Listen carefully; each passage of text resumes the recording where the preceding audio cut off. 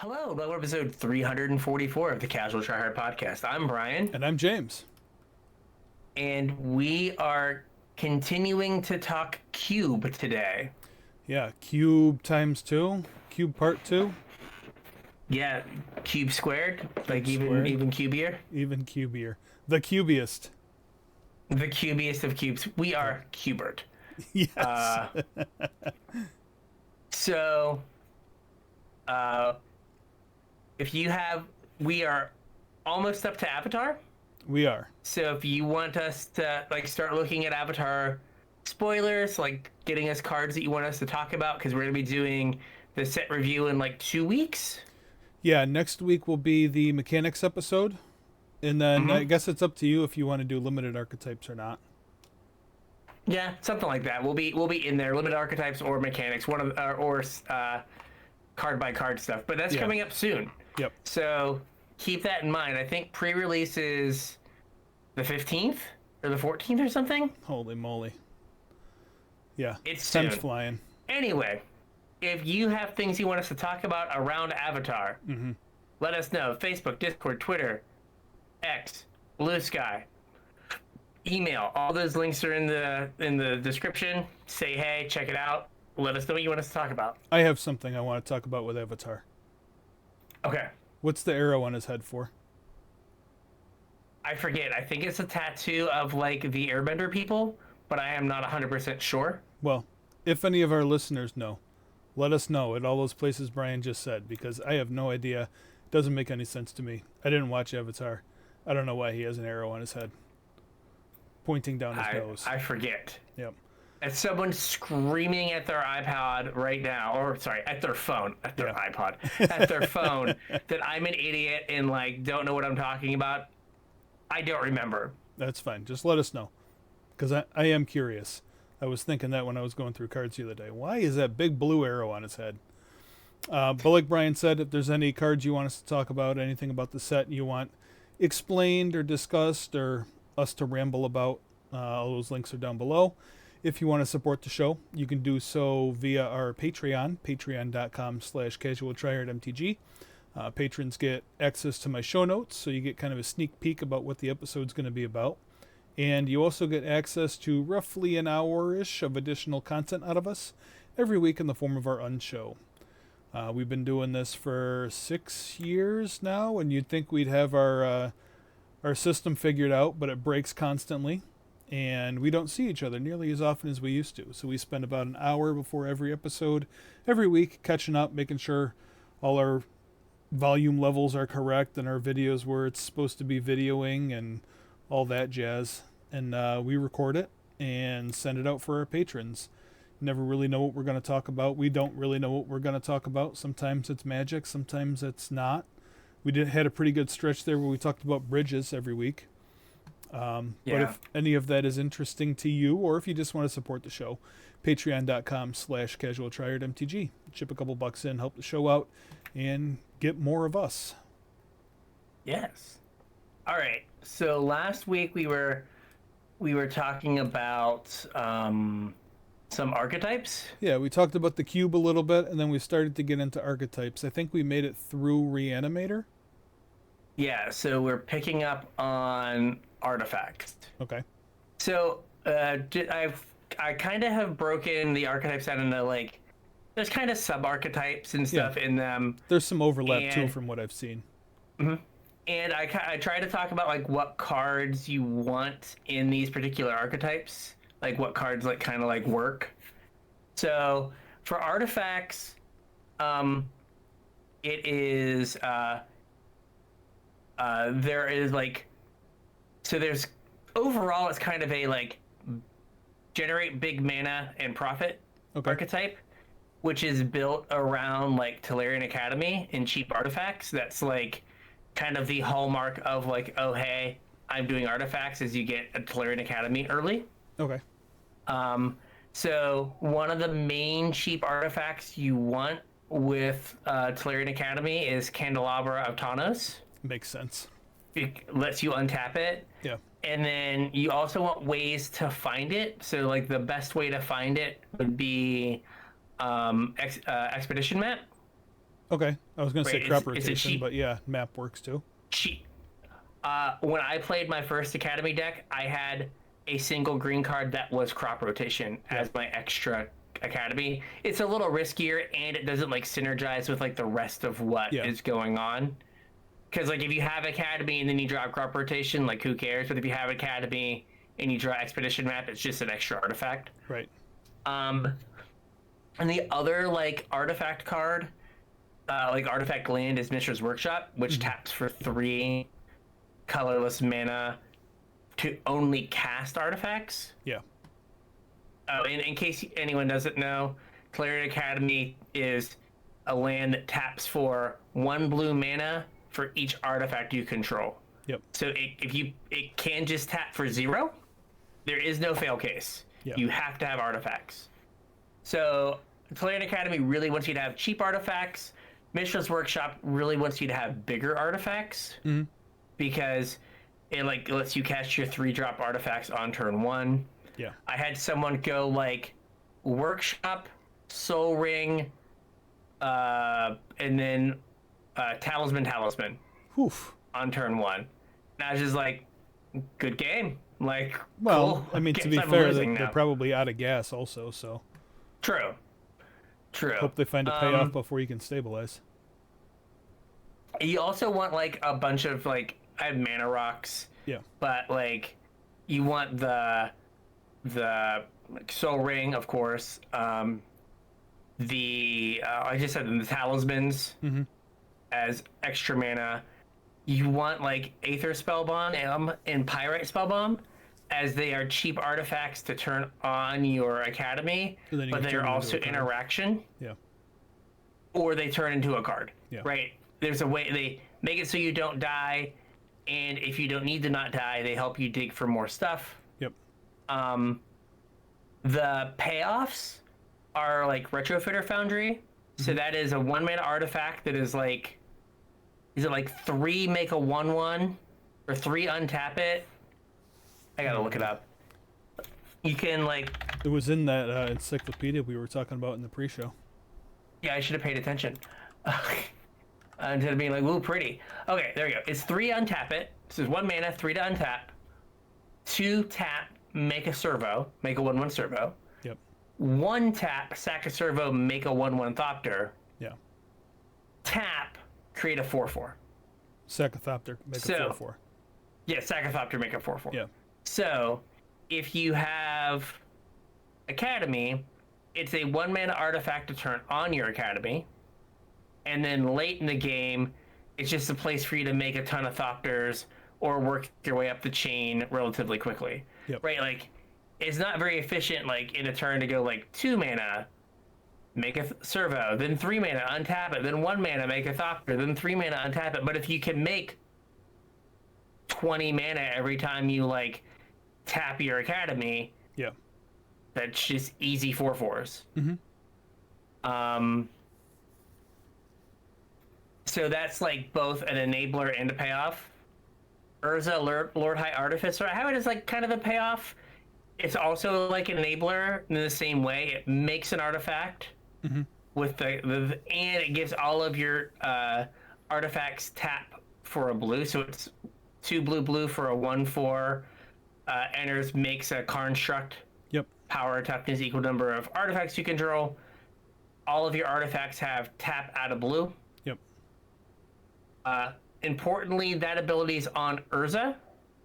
So the construct can tap the turn it comes out. Oh, interesting. Okay. Because it's not a tap ability on the construct. I'm like 95% sure. I said it with such confidence, but I'm like 95% sure. Survey says, yeah, tap an untapped artifact you control, add blue to the abilities on Urza. Yep. So, and then it has 5, shuffle your library, reveal the top card. Until the end of your turn, you may play this card. Yep. For free. Yep. So basically, it's Mind Desire. So again, if all of your artifacts tap to make blue, so you can play Urza. Yep. And then use your artifacts to Mind's Desire. If you have a Tolarian Academy, you'll get more mana for Urza. So he kind of pulls double duty as a way to get you mana and then a way to spend your mana, like Retrofitter. Yeah. And then the old-timey, like, classic payoff is Upheaval. Okay. Where you play a ton of mana rocks and get a bunch of mana.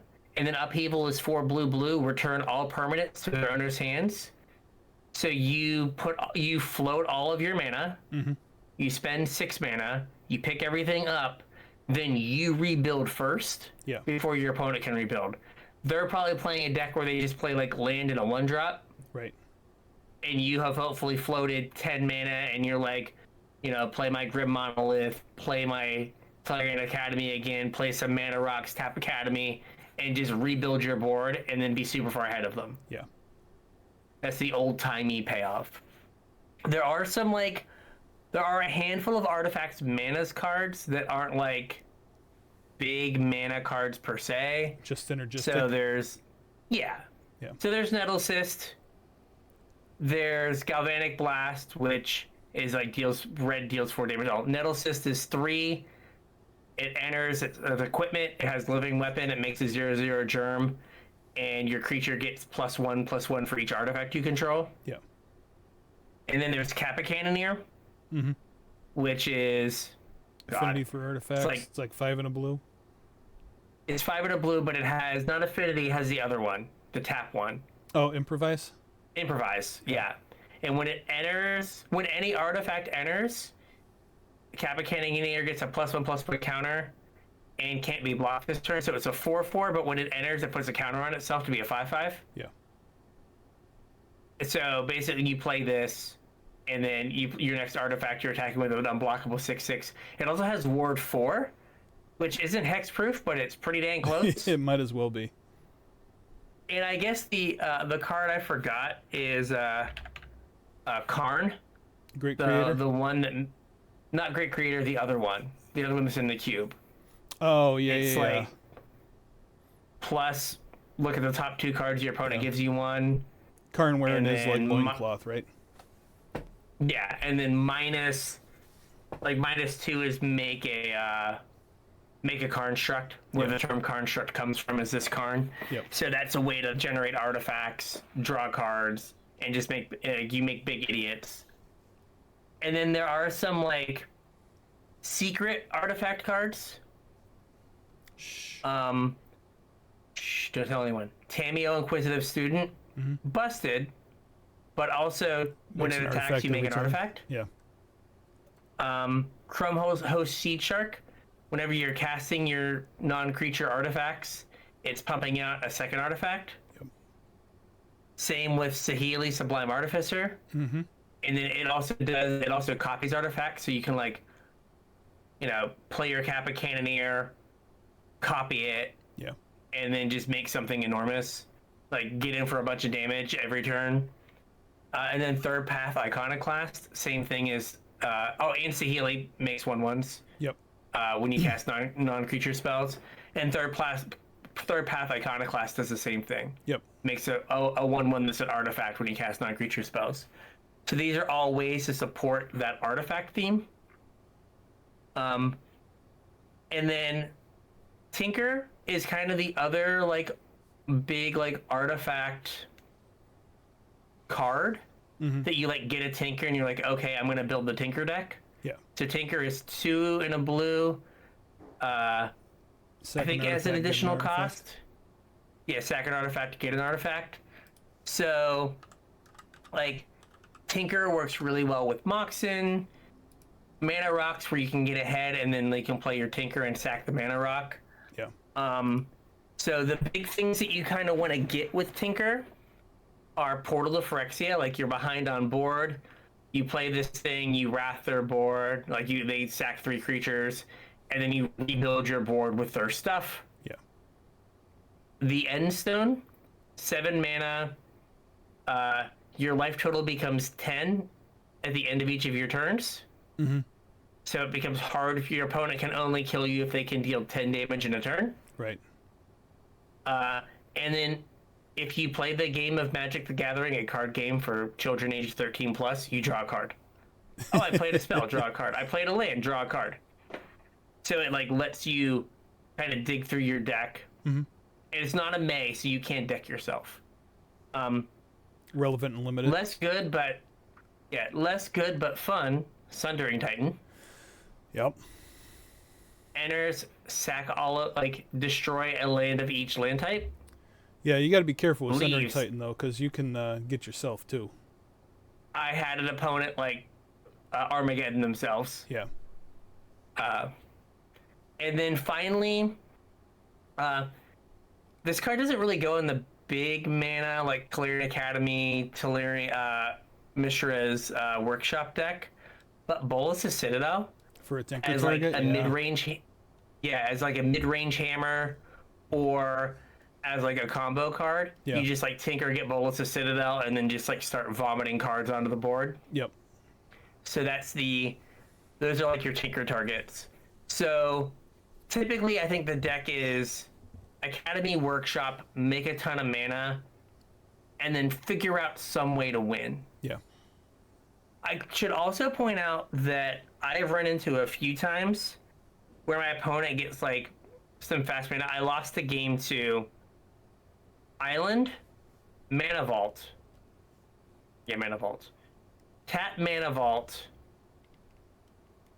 Play Tezzeret. There's a Mox involved as well. Yeah. Untap Mana Vault. Next turn, Tinker.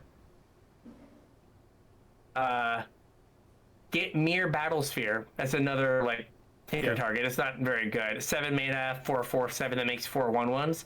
But it will basically alt your Tez because it puts 5 artifacts onto the battlefield. Yeah.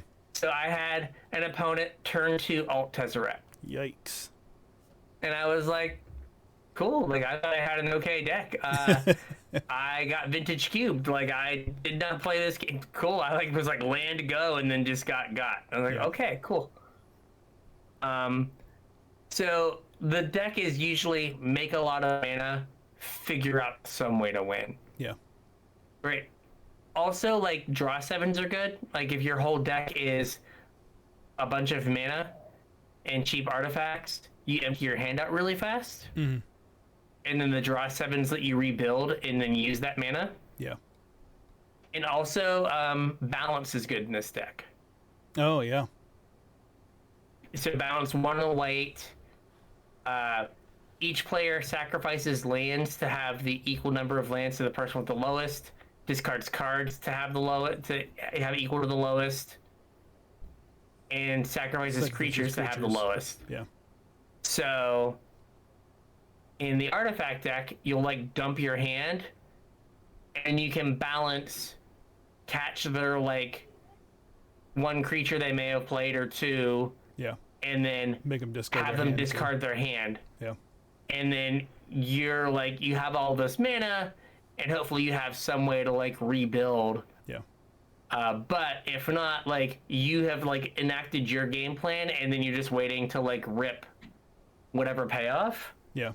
Where they're like, I was a creature deck and now I have like no lands and no creatures and like they're top decking 2/2s and you're like, you know, top decking things that cost 7 mana and casting them. Yeah, seems like you're gonna come out ahead there. Yeah.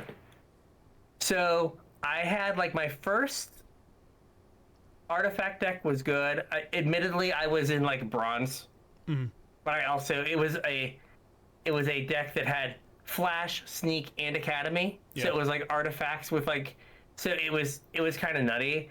I think I tried it one other time. Yeah, I had a Tolarian Academy that had like breach in it. That is not my lane. Yeah. Like that was an 03 what have I done draft.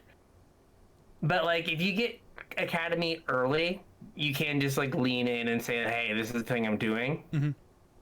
And you also like, I think there's this stuff that like just like Mishra's Workshop, you can be like, hey, I'm gonna play like I got a workshop and I'm gonna play like a bunch of larger mana artifacts. Yeah. Nettle Cyst, Ezekiel's Chariot, and you're just like trying to get those out as quickly as possible. Mm-hmm. So like you're playing the 4, 5, 6 mana cards. Oh, and I guess there's also Jewel, Coveted Jewel. It's like a good artifact card. Yep. 6 mana, enters, draw 3 cards, and it taps for 3 mana. Yep. But if you get attacked and you don't block, your opponent gets the jewel and draws 3 cards. So you can like try to kill them, or like just like get such a big advantage with the coveted jewel, it doesn't matter. Yeah. And Displacer Kitten. Oh, the blink goes nutty with coveted jewel. Yeah. Like it blinks it, and you just keep drawing cards and getting mana. Yep. So there is all of most of the artifact kind of shenanigans. Is that a deck that probably wants like Ancient Tomb too? As another like fast mana? It can as another fast mana thing, yeah. Yeah. I think like it's one of those things that for the most part it will work, but like Ancient Tomb is really good in like 2 and a blue. Yeah. Kind of things where you can run up, or all of the talismans. Yeah. Right, Ancient Tomb talisman. But yeah, you just have to worry about like you don't usually play a bunch of creatures. Yeah. So like using your life total as that resource can be difficult, but yeah, like anything to kind of get ahead. Yeah. And then I have like the land stuff, and I'm gonna preface this. I have this like at the bottom of my little notes here, but I don't think that any of these like lands archetypes get to be a deck unto themselves. They have to be something you're feel doing like with something else. That's what I feel like. I feel like they're like a package you can stick in your deck, but not like my deck is doing this. Yeah.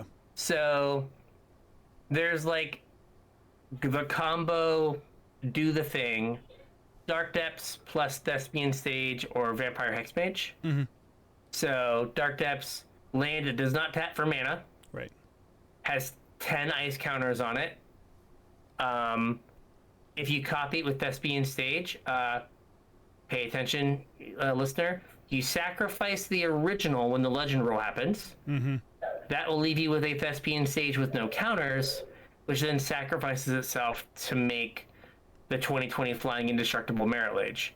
I had an opponent copy and then sack the stage. Yeah. And then nothing happened. And I was like, ooh. Oh, that was unfortunate. Yeah. Speaking of Dark Depths, did you see the Avatar Dark Depths? The boy in the iceberg? Yeah. Yeah. So that means it's coming to Arena. Yep. Like it has to be legal. Yep. Because it's not currently available. Right. Because I checked. Because that would have been my side hustle, was just playing Timeless with a legacy deck. Yep. A legacy deck from 5 years ago. Let's be realistic here. Right. I'll put it together when it comes. Yeah. Hex Mage with is black for a 2/1 first strike, and you can sack it to remove all the counters from permanent. Yeah. So you remove all the counters from Dark Depths. Also, Hex Mage, if you're just like in some like heavy black deck, also kills Planeswalkers. It does. I think that was the intended purpose, was to kill Planeswalkers. Yes, and I think the Dark Depths thing was a happy accident. Yeah. At least in my mind, it was a happy accident. And then there's the mana denial strategy, which kind of like sticks to the land sack as kind of the other thing. Mm-hmm. But the mana denial strategy is Wasteland and Strip Mine, plus ways to play cards from the lands from the graveyard, and then extra plus extra land drops. So you want Wasteland, Strip Mine, ways to play from the graveyard. If you can get additional land drops, even better. Right. So, for the ways to play for the graveyard, I'll do them in the order of the way you would like to have them. Mm-hmm. Icefall Explorer is probably the best because it is ways to play from the graveyard and an extra land drop, so it does both halves. It also can find it because it mills, right? It can find your lands. Mm-hmm. Yes. Ramanop Excavator is just a 2/3 that for 3 mana that lets you play lands from your graveyard. Yep. And then Crucible of Worlds is a 3 mana artifact that lets you play lands from your graveyard. It's probably the worst of the bunch. At least like Ramanop Excavator can block. Yep. And then you want Exploration, green for an enchantment, you can play an extra land this turn, or you want Fast Bond, green for an enchantment, you can play it anytime you play a land beyond your first land, you take 1 damage. Yep. So like if you're like, Fast Bond, play 2 lands, the next turn like land Ramanop, Strip Mine. You can strip mine both your opponent's lands, send them back to the Stone Age, and you don't care that you took some damage. Right. So this, I had Wasteland, Strip Mine. Oh, and I should also put in here Renin 6 as a way to get lands back. Yeah. As the other get back lands thing. So I had Wasteland, Strip Mine, Ramanop Excavator, Ice Till Explorer, and Renin 6 in a red-green like beat deck. Yeah. And I went 6-3. Mistakes were made at the end. But I went 6-3. And I think 2 or 3 of my games I won just because I strip mine locked someone. Yeah. Like I didn't win with damage. I just like took their will to live. They opted for the concede button. Yeah, they were like, I'm out. Thank you. Yeah. It was a deck. I think I had like 3 mana dorks. Like 2 drops, like Renin 6 and something else, and then a bunch of 3s. Yeah. With the goal of going like 1 dork into like Rabble Master or Sirach. Mm-hmm. The Gut, those kind of things. But also you could go like land dork and then like next turn strip mine you, Renin 6, get back to strip mine. Yeah. And they just knew that they were only going to get 1 land for the rest of the game. Yep. And they're just like, okay, I'm good here, thanks. It's like, and if I'm just going to strip mine you until you miss a land drop, then I'll play my land for turn. It's not a strip mine. Yeah. And then we're going to strip mine you until you miss another land drop. Yeah. So, like, that's another one that felt like it was a good, like, thing to have. A package you can kind of backdoor into. Yeah, but like it wasn't what the deck was about. But like if the 3 or 4 cards came together. Yeah. My last loss was I kept Wasteland, Strip Mine, Ancient Tomb, Gut, Ice Till Explorer, and like 2 other good like red cards. Yeah. And never saw a color. I was like, mana. well, I'm gonna go Ancient Tomb, and they played a non-basic, and I wastelanded them. Mm-hmm. Then they played a basic, and I strip mine them. And I was like, I can like stall the game out till I draw what I need. Yeah. And they like drew like 3 lands in a row, and like I drew a forest and couldn't enact a game plan. Right. And I was like, oh, that sucked. Like, if I would have drawn, like, a red-green land, I think I would have been fine. But because I drew a forest, and by the time I got the Ice Till up and going... It was too late. I couldn't, like... Yeah, it was too late. Yeah. But that feels like you can do it, but, like, it's not powerful enough for you to just be like, my deck does this. Right. It's got to be It's also a lot of something pieces. else. It is. It is. I think that, like Strip Mine... plus Ice Till is just like self-contained. You get to lock them out. Mm-hmm. But like it is a lot of it is a lot of stuff. Especially like if it comes together late, you don't win the game. Right. Right. It doesn't stabilize. It doesn't other... do anything to stabilize you either. No, like you like have to put them back to the Stone Age and then build out. Yeah. If you've both built out, like getting rid of all of their lands if their board kills you doesn't do you any good. Yeah. So you got to be like controlling their board or like putting pressure. Then there's the land sack thing, which is basically just built around Titania, Protector of Argoth. It's a 5/3 that when it enters, you return a land from your graveyard to the battlefield, and then whenever a land goes to your graveyard, you make a 5/3. So Titania is great. Like earlier in the game, you strip mine someone, where you wastelanded them. Then you get to bring back Titania, bring that back, and immediately sack it. Get a 5/3 and then blow up a land. Yeah. It also works really well with Sylvan Safekeeper or Zern Orb. Free ways to sack lands. Because now all of your lands become 5/3s. Yeah. And you can just like Titania go and like on their end step just make an army of 5/3s and kill them. Yeah. So like it does like kind of go with the land denial thing, but again, like I don't know if you could like build a deck that's like Wasteland, Strip Mine, a bunch of fetch lands, and like Titania as like your way to win that's the way you're gonna win the game. It just doesn't seem like it's good enough. Yeah. Though not like truly infinite, but Zern Orb plus like Crucible, Fast Bond, Excavator, and Fast Bond. Some way to play lands from your graveyard is infinite mana. Yeah. Because Fast Bond deals you 1, and Zern Orb gains you 2. Well, as infinite as Arena will let you go with the rope. Right. Amounts of mana. And then there's Domain. There's 3 cards that say Domain on them. Tribal Flames, 1 in the red, deal damage equal to the number of land types you control. So it can be 2 mana, deal 5. Leyline Binding, you know it, you love it. Yep. Territorial Kavu, your spec from like MH2, Yep. I think, or MH3. Red Green for a Star that has power and toughness equal to the number of Land types. Land types, and then it's like attack, exile a thing from a graveyard, or like discard a card, draw a card. I do believe something like that. Yeah. So you don't like say, hey, I'm gonna be the Domain deck because of these cards. It's more that you're in some like 4 or 5 color good stuff deck that you then get paid off by having these cards. Yeah. As opposed to being like, ooh, Leyline Binding, I'm in on Domain. Right. It's more you took a couple fetch lands early, you got a Triome and a Shock, and then another Triome like later on. And you're like, well, now my mana does whatever I want.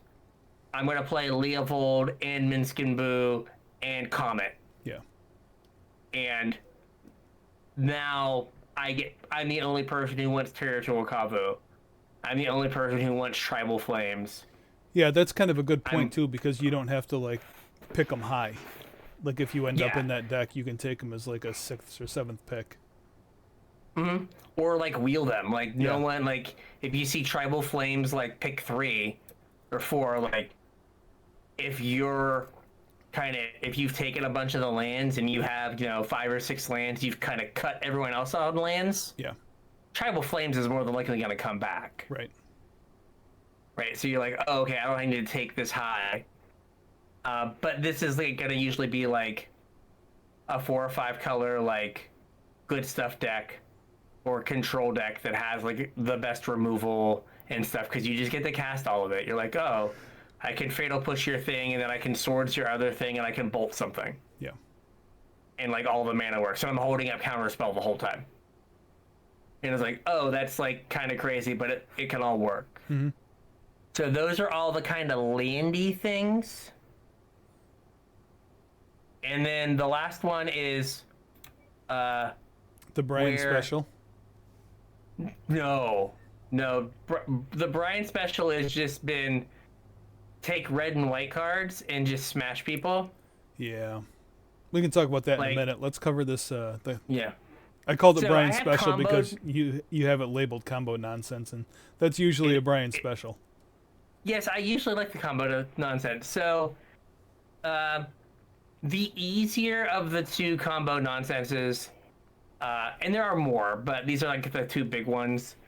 Underworld Breach and Brain Freeze, plus some way to generate mana. So LED, Black Lotus, or Lotus Petal. Okay. So you play Underworld Breach, you play your LED or your Black Lotus, you sack them, you generate mana, and then you brain freeze yourself. Mm-hmm. That puts cards in your graveyard, which then allows you to, like, every brain freeze covers recasting. Like, every copy of brain freeze is 3 cards. Yeah. And Underworld Breach says escape 3. Yep. So you brain freeze yourself, you play Lotus, exile 3 things, you sack Lotus, you brain freeze yourself again.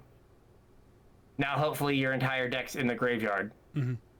You play Lotus, you sack it, you play brain freeze, you brain freeze your opponent.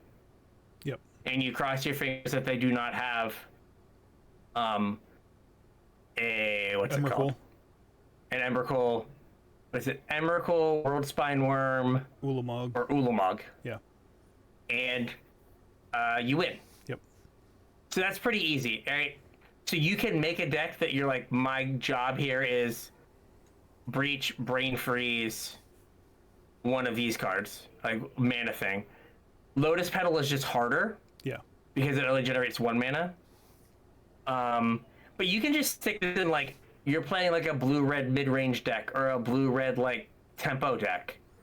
And then you can just have the combo. Breach, Brain Freeze, and one of the mana producers in the deck. Yeah. And, like, oops, I win the game. Mm-hmm. Right? So you don't have to, like, make your deck this. Right. Which makes it a little bit easier. It can just be, like, surprise combo win. Mm-hmm. Then there's Storm, which you're like all in a lot of times. It's Dark Ritual, it's Seething Song, it's Manamorphose, it's all the cheap mana artifacts, and you're trying to cast a bunch of spells, generate a bunch of mana, and then cast Tendrils of Agony. Mm-hmm. Is like it's 2 black for they lose 2 life, you gain 2 life with Storm. It is the better in terms of you don't have to worry about an Emrakul. Right. Or an Ulamog, but it is 2 black, so it's harder to cast than Brain Freeze. And then you're gonna have Underworld Breach as a way to rebuy your stuff. Yep. Or Yawgmoth's Will. Importantly, so Yawgmoth's Will is 2 and a black. You can cast cards from your graveyard, but if a card would go to your graveyard, It gets exiled. it gets exiled. Yeah. So you can't do like the, cast Yawgmoth's Will, sack LED, Right. because it exiles it. What you can do is you can hold priority, cast Yawgmoth's Will, In response. then sack Correct. LED Yeah. in response. Everything goes to the graveyard. Then Yawgmoth's Will resolves, and you get your entire graveyard as your hand for the rest of that turn. Yeah. And hopefully you can win. So that's where, like, LED is super good, because you get to replay it, and now you have 6 mana from the initial sack in this one. Yep. Lotus Petal, Black Lotus, and then the rituals to get up on mana. Yeah. But, like, this deck is very much critical mass. Like, your deck is the Storm deck. Yeah. Congratulations. If you don't get there, like, That's your only you game have to plan. cast 10... Yeah, if you have to cast 10 spells, or 9 spells and then Tendrils Mm-hmm. to do 20, and you can only get to 8 spells, You didn't win that game. you don't have a plan B. Like, Yeah. maybe you have a lightning bolt in your deck, but you're probably just dead. Right. So it's like very all in, and you can be like putting together the pieces and then just not get there, and then you just have a like non-functional pile. Yeah. You're just like, I can't do anything with these cards.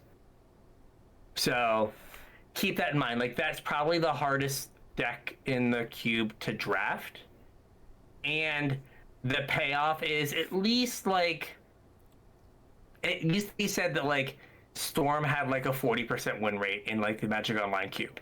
Mm-hmm. Like, it just, between like the fact that like you can mess up your sequencing Yeah.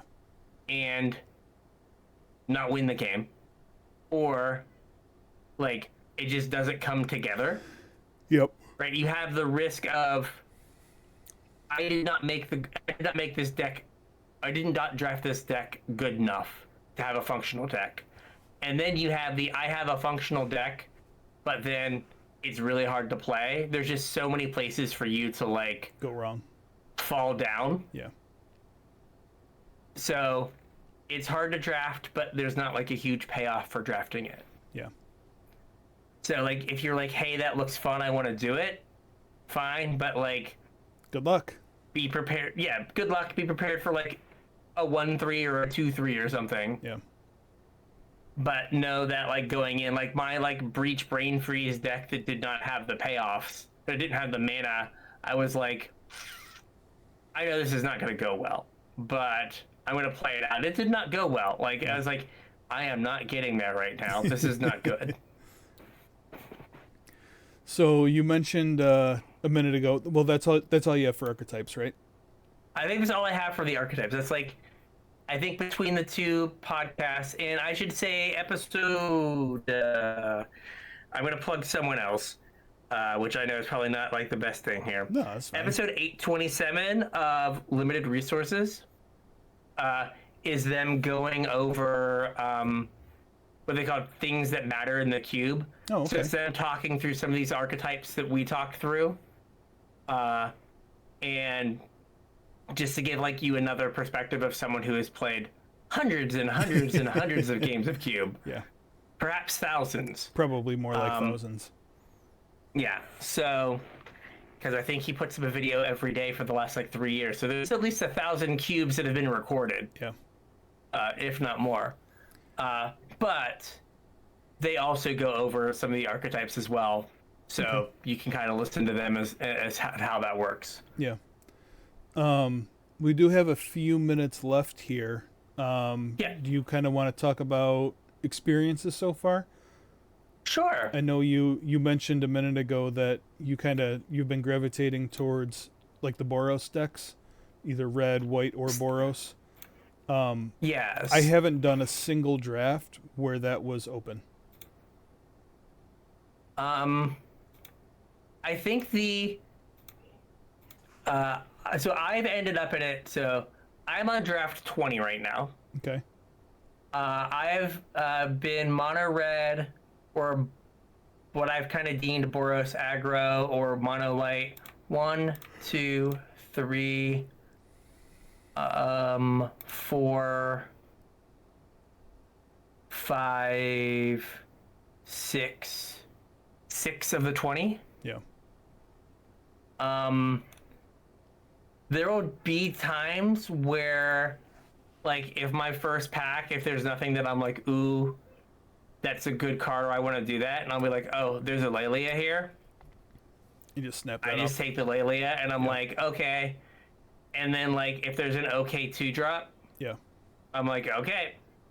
So what's interesting about this deck is,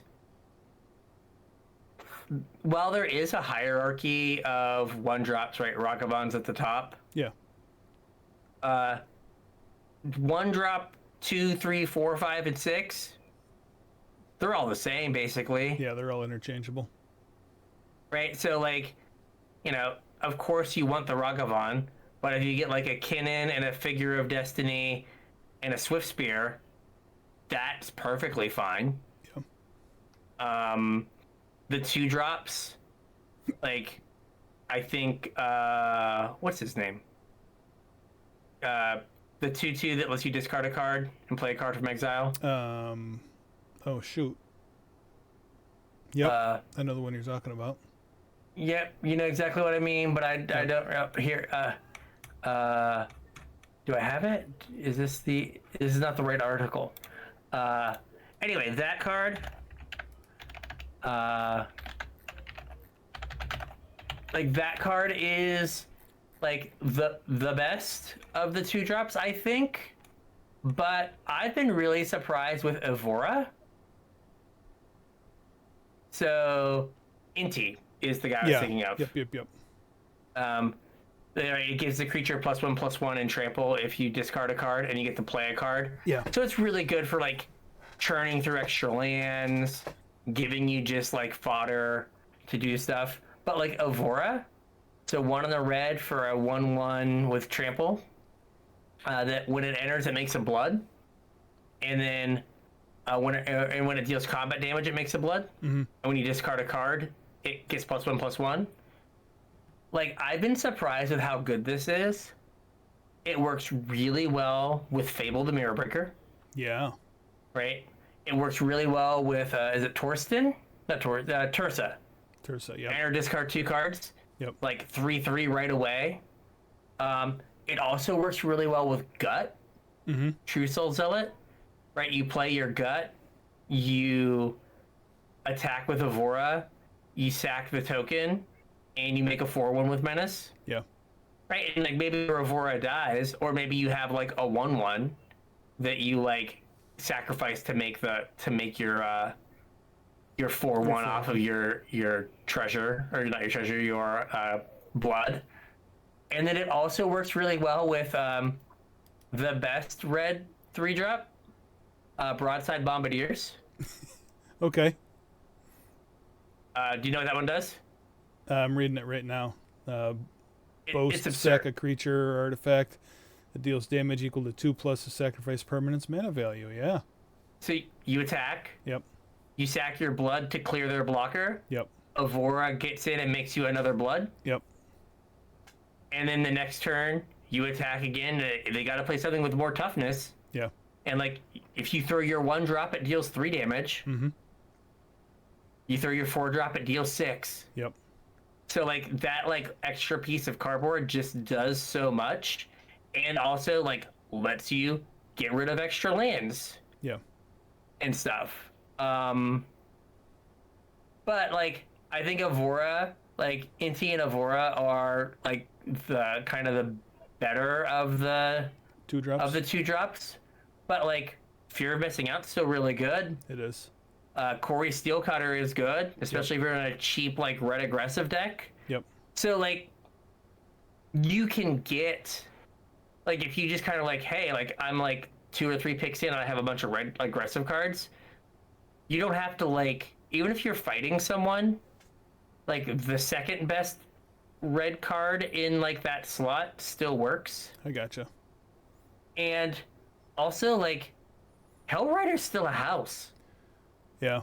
I've gone like 1, 2, 3 Hellrider, and it's just like, it doesn't matter what you're taking 4 off this attack right now. Yeah.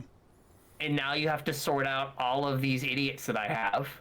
Maybe that was my problem, was I was looking for a card that like yelled at me, hey, this archetype's open, and like that card doesn't exist because they're all kind of interchangeable.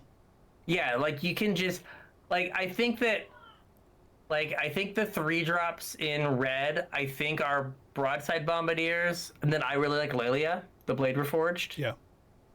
And then like probably Gut. Like I love Rabble Master, but I don't think it's on the level of like those 3. And then of course like Fable. Like there's a bunch of good red 3s. Screaming Nemesis. Deathbreeder's Champion is also sneaky good. Like the give something double strike. And then also like prioritizing some free stuff as well. What do you mean like free Pyrokinesis. Stuff? Oh, okay. Pyrokinesis, Fury. Yeah. And like Fire maybe Blast. even Fire Blast. Yeah. Right, as like, again, like you go like 1, 2, 3, and you have this like, you know, you're pressing this advantage, and then like again you go Hellrider or Hazoret, and then you're like Fury your board. Yeah. Clear out a couple blockers.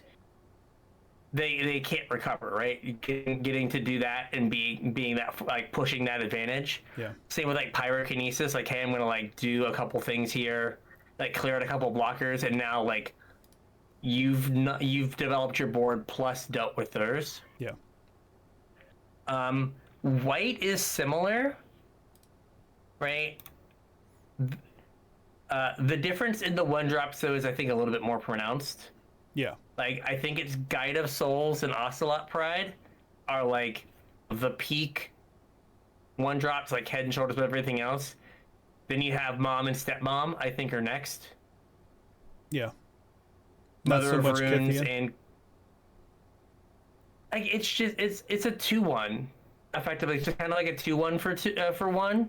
So like is there a huge difference between Kithian or like Lightstall Inquisitor or Descendant of the Storms? They're all kind of the same. Yeah.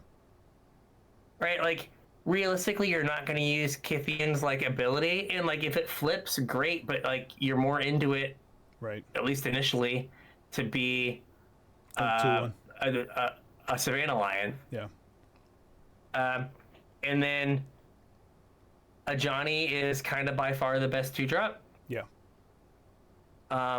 So a card that's really good in the white decks is Skull Clamp, right? It gives you some staying power. It also lets you like flip, like get rid of your Johnny token and flip your Johnny right away. But a Johnny's like the best 2-drop, and then like whatever the Spider-Man card is, a Demi of the Silk Shoots, like a flash 3/2. Yeah. Is good. Same with like Cathar Commando. Intrepid Adversary is good in the late game. Like I've won a couple games with like that and like Voice of Victory. Like turn like 3, like or turn 4, play Intrepid Adversary, get the counter, attack with the Voice of Victory, and you're attacking for 6. Yeah. Oh, so I got totally rolled by Ophelia. Yeah. Because I had Ophelia and Parallax Wave. Oh, yeah. And they got rid of all of my creatures. They had it went to 0 counters on their and then it had 1 counter. They flashed an Ophelia. It went to 0 counters. They attacked and they blinked it. And I just wasn't allowed to have creatures for the rest of the game. Yeah. That was loss 2 with that red-green deck. I had them to 1, and I had a Galv Blast, and I was like, well, the only card that kills them, or the only card that keeps them alive, is swords. And they had the swords, and they swords their dog. Of course. And I was like, oh, nifty. But like we said, like Thalia's really good to like slow down the game. Like I've lost a couple games to Mono White where like they play Esper Sentinel to like draw some cards as I'm like trying to do nonsense, and then Thalia so I can't do nonsense. Yeah. And then like I had a sneak attack deck where they played Thalia and then they played the weird 3/3 thing that I don't know what it's called from Spider-Man, where you like pick a card type and it costs 1 more to cast. Like my sneak attack costs 6, and like I just wasn't getting there. Yeah, it's not very sneaky. It's very much like hello. But the white deck can kind of do the same thing. Like the red and white deck are just like, hey, I'm not gonna let you have time to do nonsense. Yeah. And so, and again, this is another one that like there isn't necessarily like a card that screams it's open. Maybe Adeline, because I think Adeline's the best 3. Yeah. And like if you're kind of like not sure, and then you like see an Adeline 3rd or 4th pick, you're like, well, if I see another white card, like if you see like Adeline into like Thalia, or Adeline into like Luminar Aspirant, you can be like, okay, I think I can get there off of the back of these 2 strong cards. I am more apt to, if I see a red card, kind of be like, well, there's nothing like that super speaks to me, I'm going to do red. Yeah. But I'm less likely to do that with white for whatever reason, even though it's probably as good or better. Because I think the red, I enjoy playing the red decks a little bit more than the white decks. The white decks feel more or less like, here are my creatures. I hope they're good enough. Yeah. The red decks, you have a little bit more like, I'm discarding cards. I'm like doing, like, I'm exiling things. I'm doing more stuff. It like feels like I'm playing more than just 1, 2, 3, cross my fingers. Or like I got you to 2, but now I have no way to finish the game. Yeah. Where like red, it's like I got you to 2, I have like 4 live draws after you like sweep my board or whatever. as opposed to I really hope you don't play anything so I can play this, Savannah Lion, and then you don't have a removal spell or a blocker. Yeah. Or you don't just kill me. And then like Boros, I think is you're like white or red, and you don't feel like you're getting there. And then you start to like grab some things like, oh, here's a Swords to Plowshares, or here's a Goblin Bombardment, and I have it a Johnny. Yeah. Right? So like little things like that. So if you have a pack where you're like, this is an okay red card, however you kind of like justify that in your head, but there's like a red-white land, maybe you take the red-white land because maybe you're going to get, like you might end up with like a fetch and like 3 red-white lands. Yeah. You're like, okay, well now I've got, 4 sources of red, so I can play a Gut or a Lelia or a Hazaret. Yeah.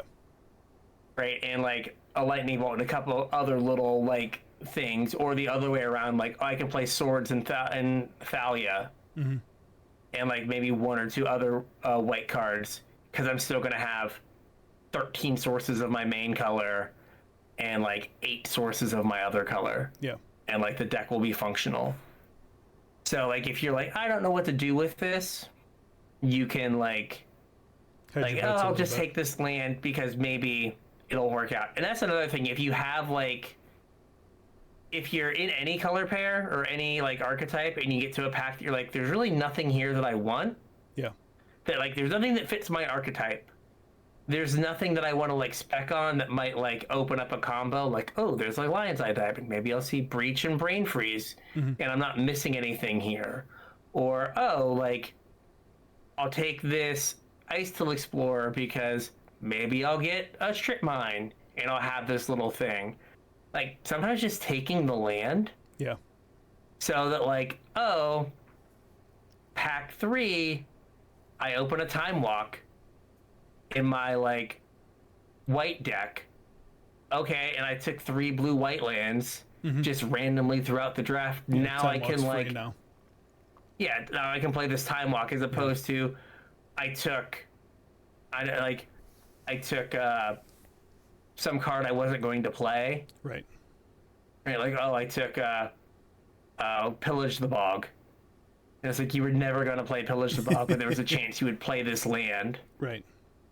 So and I guess the just same goes too with the triomes, because you could like, even if they're not your color, you could like backdoor into like some of the domain stuff. Yeah, or like if they're one of your colors. Yeah. Well, yeah, I didn't mean completely off color. But... Yeah. Yeah, I mean, I played it didn't do well, but I played a blue-red sneak deck that had like was it Rogram Triome, the Jeskai one? I think That's Ketria. Oh, okay. Yeah. You're right. Rogren is Jeskai, and then like a couple other white lands, like red-white lands, because I had like late in pack 3, I got like an Enlightened Tutor, and I don't know if it was right, but I was like, I'm a sneak attack deck. Enlightened Tutor is an extra copy of the card that my deck is named after. Yep. And I have Rogren Triome, which was just a way for me to fix my mana anyway. Yep. Because it was blue-red. And I had a couple red-white lands because I just grabbed them along the way. And I was like, okay, now I can play this card that's an extra copy of my sneak attack. Yeah. So, like, prioritize lands. Like, LSV will, like, they went through a pack on LR, and it wasn't great, but both of them were like, oh yeah, you just take the polluted delta here. Right? So, like, prioritize lands highly because all the cards in Cube are good. Yeah. Like, varying levels of good. Like, you just want to be able to cast your cards. Yep. And give yourself, like, outs to, well, I'm red-black Reanimator, but if I have a couple blue cards, or blue lands, maybe I get a Psychic Frog and can play it, and I have this like Flash. amazing way to discard, or Flash, or Mystical Tutor. Like, oh, like here's an extra copy of my Reanimate or my Entomb, depending on which one I need. Yep. Because I took the Xander's Lounge and a random Watery Grave and a Polluted Delta, and I have a Bloodstained Mire to go get my my Xander's Lounge. So hey, I have 5 blue sources for doing no work. Right.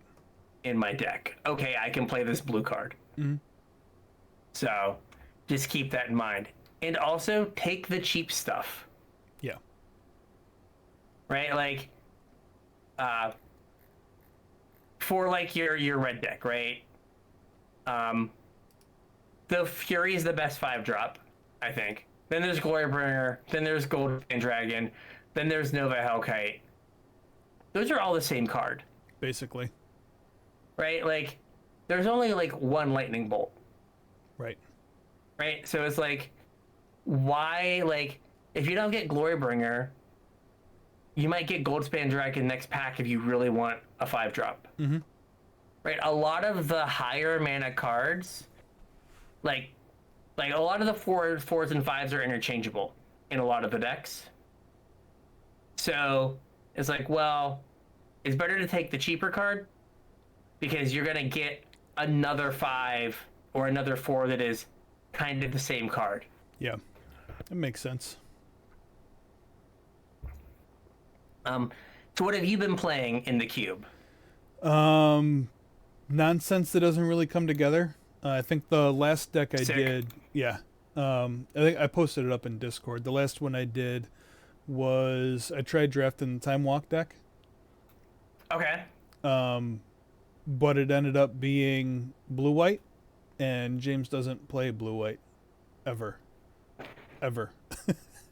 So it did not end well. I ended up banned because I had some off-color green sources, and I opened or I didn't open, but I was past an E-Wit kind of late, so I ended up splashing green for that. But it was Ancestral, Time Walk, Time Twister, Time Spiral, Time Warp. Jesus. And Ancient Tomb, like 2 talismans, and then just a fistful of removal and counter spells. I had a Mana Drain. There was a Sunfall in there, but it just seemed like nothing came together at the right time. Mm-hmm. And it was a quick, like, I think it was 1-3, or it was not great. I did have luck with some reanimation shenanigans. Sneak attack, reanimate, flash, various forms of that. I think I drafted that deck like 3 times, and they were fine. I don't think any of them were fantastic, but they were fine. I'm trying to think what else I drafted. Something I found is that for me, and I think this is going to depend on like everyone's play style. Yeah. Like, I feel better with the cube decks if I'm being more assertive. Like, well, I mean, that's like, kind of my like persona MO. anyway. Yeah, like that's how I like to play Magic. Is I'm gonna do my thing and make you answer it. Mm-hmm. And that's probably why I did so poorly with like all of those insanely powerful cards in that blue-white deck, because I wasn't asking the question. I was answering the question. Like, you may have been better off being like blue-white with Esper Sentinel, Luminarch Aspirant, and what's her name? And like Adeline. Yeah. And then having Mana Drain and Ancestral and Time Walk and like Time Warp. Yeah. And just like, okay, like I'm pushing on you, and then I have these ways to like fill back up or take this extra turn and win the game that way. Yeah. As opposed to like sitting back. But for like me, the things I have like felt best about is like blue-red tempo, where like I'm playing 1 and 2 drop red creatures and then blue counter spells and stuff like that, not just being like sitting back on my heels effectively. Yeah.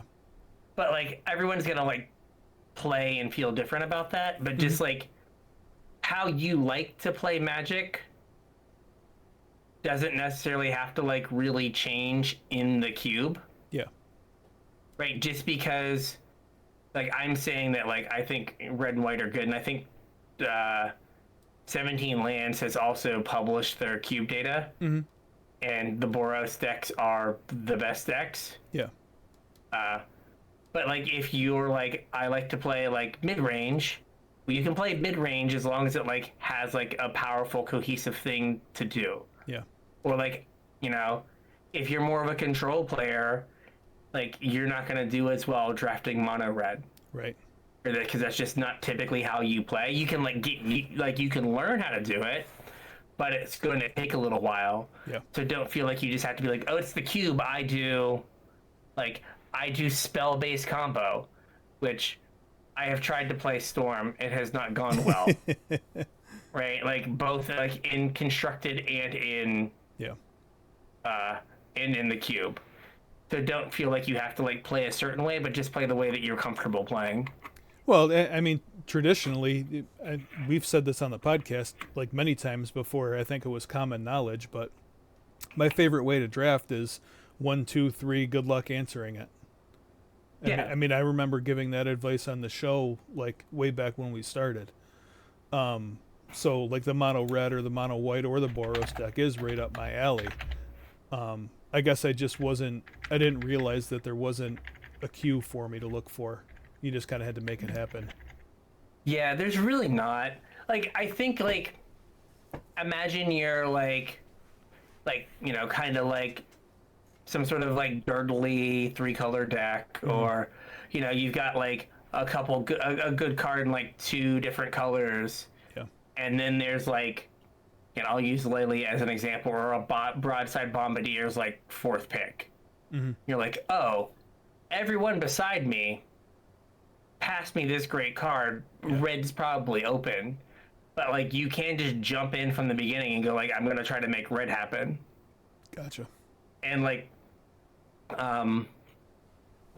things like Black Lotus, like LSV gets it and it's like, oh hey, we're doing like combo, but like I had Black Lotus in like a Boros deck, and I had a turn where I went like Adeline, Sack Lotus, Rabble Master, get the Goblin, attack, trigger Adeline, and my opponent conceded. Yeah. Like, you can use your fast mana to just, like, turn 1 and Adeline, which I did. I went, like, land, Lotus, turn 1 Adeline, and my opponent was like, thank you. I am done now. Yeah. So, like, even, like, cards that, like, you see people, like, go, like, oh, hey, this is a really good, like, combo card. Like, some of them just will work in, like, fast mana just makes you faster. And, like, can make your aggro deck even better. Even something like Chrome Mox. Yeah. Where you're, like, down a card, that's fine. Like, red has enough way to get you those cards back. Right. Or just, like, get them dead before that card that you went down matters. Right. So, yep. But I think that's about it. Yeah, that's Again, all I got. I would say the recent LR podcasts are good if you want to have a perhaps more seasoned perspective on the cube than what we can offer. Yep. But I think overall the cube list is good. There's nothing that I'm like, oh, this is like not great, or I don't like this. I've been having fun. It's the most fun I've had in Magic in quite a while. Yeah. Like I said, I've done 20 drafts. I've done like 18 or 16 since Friday. So in 4 days. I've been doing like 4 to 5 drafts a day over the weekend. Gavin was up here in my room playing Robot, and I was sitting... You were drafting? Drafting, and then helping him through stages of Astrobot when he got stuck. Yep. Daddy, can you kill this? 1 second, Daddy's in the middle of a draft. So, like, play the boss, pause, make my pick. Play the boss, pause, make my pick. Or highlight the card, have 2 minutes to play the boss. and then here you go. Yep. All right. So with that, I think we got a show. We got a show. If you have Avatar things to talk about, please let us know. Facebook, Discord, Twitter, X, email, Blue Sky, all that stuff. Also, I will say I've been putting a bunch of my decks that I've got 7 wins with in the Discord, and we had a couple people put up some of their decks in the Discord as well. Yeah. So if you're in there, you can maybe see how some people are drafting the Arena Cube. Yep. And the draft and deck building is always the best part of Limited anyway. Yeah. And so, like, I think this is the most engagement we've gotten around a format on Arena in a while. Yeah, definitely. Certainly more than Spider-Man. People acknowledge it, so yes, more than Spider-Man. Like Brian said, all those links are down below. Hit us up. Let us know what you think. If you want to support the show, you can do so via our Patreon, patreon.com/CasualTryHardMTG. Chip a couple bucks in over there, get access to my show notes, get access to about another hour of content out of us in the form of our unshow, and support us at the same time. We would appreciate it. Yeah. So with that, we'll catch you on the internets. We'll catch you on the internets.